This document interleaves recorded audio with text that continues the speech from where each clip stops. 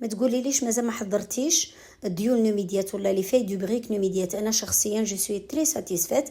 يلا شوفوا معايا راح نحضروا ين كيش ولا ين طورت او بولي بديول نوميديات. خديت هنا المول تاعي ودهنته بالزبده، وخديت لي في دو بريك نوميديات ورقه بورقه دهنتهم بالزبده وستفتهم على شكل ورده، يجوا شويه طالعين باش تجي لا كيش تاعي بيان سور شاده روحها.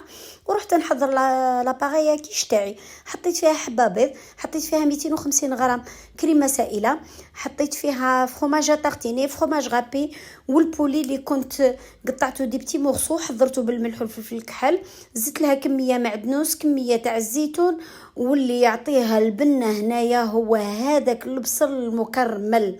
من بعد لي زيبيس حطيت لا نوا د مسكاد، حطيت الملح، الفلفل الكحل. راح تجيكم بنه عالميه. وكما راكم تشوفوا دخلتها للفور وحمرتها. الله الله، اعتمدوها في رمضان مع شريبه ولا ينسوب ولا حريره، راح تعطيكم نتيجه مبهره. اللي ما جربتهاش يلا تجربها وتحط لي النتيجه.